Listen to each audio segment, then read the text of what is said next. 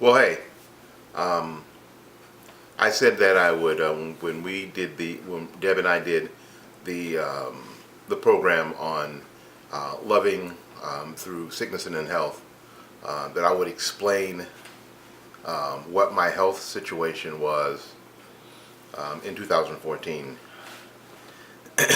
I've told the story a number of times, so it sort of rolls off my tongue. Those of you who watch know that I don't have any problem with talking, right?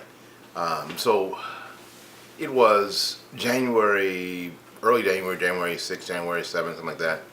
And I was home. We were home watching Florida State.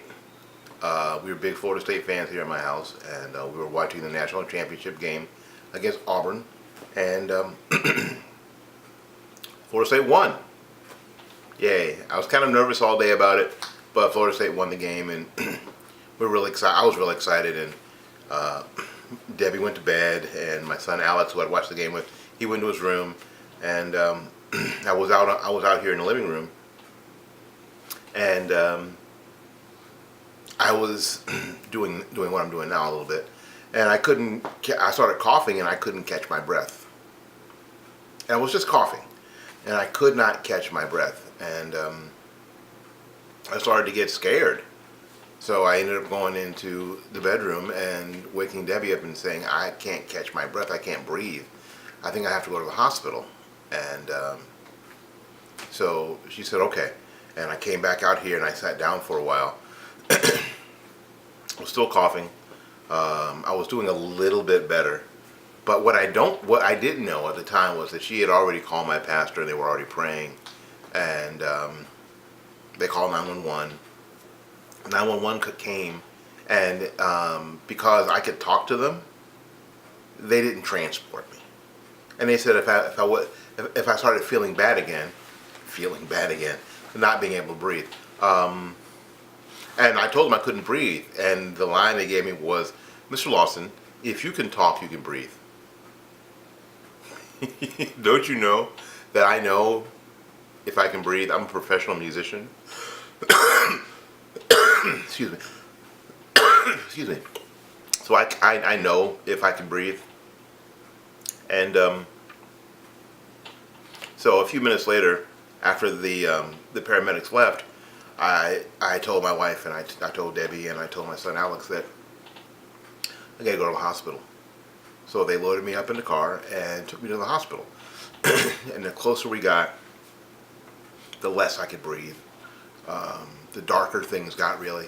And I sort of remember them taking me out of the car, putting me in a wheelchair, and taking me into the emergency room. I don't think I don't remember seeing anything much after that. I could hear myself yelling that I can't breathe. Somebody's got to help me. I can't breathe. And they kept saying, if you could talk, you can breathe, Mr. Lawson. Because I was screaming. So obviously there was some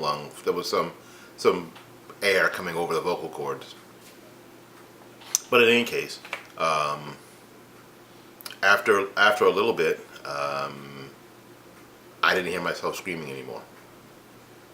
So what had happened was that my heart stopped. They tell me they had to get the paddles, the whole deal. And I was in a coma for 3 days. And apparently that I had a lung infection, and that's why I couldn't breathe. And they wanted to know why my heart stopped. Well, and they looked at my heart, and I had 3 major veins, I guess, blocked. And they would have to do a bypass. They thought they'd have to do a bypass. As it turned out, I had triple bypass surgery. And spent 18 days in the hospital. That happened in January. I didn't return to work until March. Everything in the house was on Debbie. Everything. All the normal stuff, all the bills was on Debbie, and then she had to work on top of that. She had to return to, she got FMLA, but she had to return to work soon after. And they were, and when they released me, she was kind of freaking out. I was still incontinent. Uh, that's that's not something that you might enjoy admitting as an adult, that I was incontinent, and they sent me home with some adult diapers. They weren't Huggies, that's for sure. They didn't have a cute little kid on the label, and they were sort of the generic Depends. I still have them. They're still up in the closet. But so she was like, "Wait a minute," and the scar in my, you know what, the scar in my chest, my surgical scar wasn't really healed yet. It was still leaking a little bit, and I had a wound on my near my ankle where they took out the extra vein. Actually, I had two. I had one behind my knee and one down by my ankle. Neither of those were healing very well at the time, and just kind of freaked out. Understandable. She never let on to me that she was freaked out. That was the love. That's the love piece there. She never let on to me that she was freaked out. She only let on to me that she was really happy that I was okay, and she was really happy that I was coming home. You know, that's the love part. And my son was awesome. Got up every morning and cooked breakfast for me. Made sure I ate, because when you go through that, and if you've had that any sort of major surgery, what you know is that eating is really not a priority for you. You're like, because you just don't feel like eating. I remember one day in the hospital after my surgery,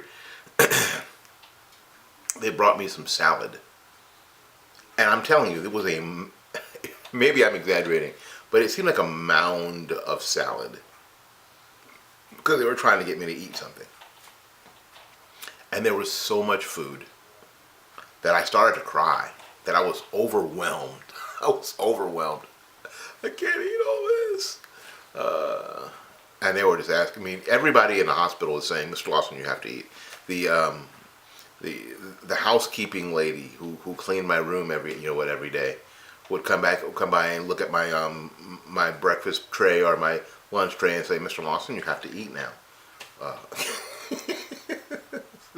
It was as good a stay at a hospital as you can have when they cut your chest open.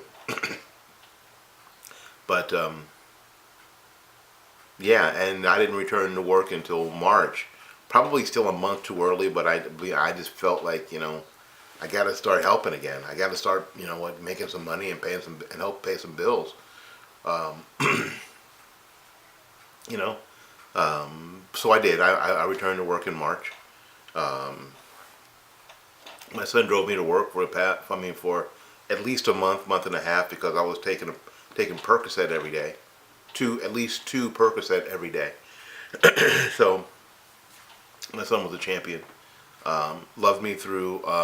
You know what?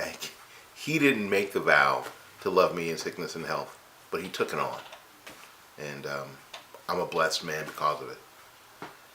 So that's the backstory when we talk about sickness and in health.